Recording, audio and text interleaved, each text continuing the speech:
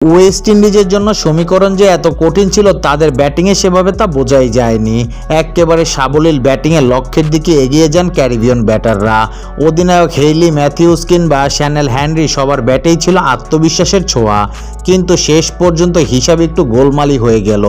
সমীকরণ বলছিল 11তম ওভারের পঞ্চম বলে 4 এবং ষষ্ঠ বলে ছক্কা হলেই কেবল বিশ্বকাপে যেতে পারে ওয়েস্ট ইন্ডিজ, কিন্তু পঞ্চম বলে সরাসরি 6 হাঁকানোর ফলে ম্যাচ জিতলেও মুহূর্তটা আর উইন্ডিজ নারীদের পক্ষে থাকেনি। নেট রান রেটে এগিয়ে থেকে বাংলাদেশ চলে গেল নারী বিশ্বকাপের মূল পর্বে। এই ম্যাচের পর ওয়েস্ট ইন্ডিজ নারীদের নেট রান রেট হয়েছে +0.626, বাংলাদেশের নেট রান রেট +0.639। থাইল্যান্ডের দেয়া 167 রানের টার্গেট 10.5 ওভারে শেষ করেছে ওয়েস্ট ইন্ডিজ। তবে দুর্দান্ত মারকুটে ব্যাটিংটাও এদিন কাজে লাগলো না তাদের। নিজেদের ম্যাচে বাংলাদেশ দিনের শুরুতে হেরে গিয়েছিল পাকিস্তানের কাছে। 7 উইকেটের হার দেখতে হয়েছে টাইগ্রেসদের। তারপরও আশার প্রদীপটা একেবারে নিভে যায়নি।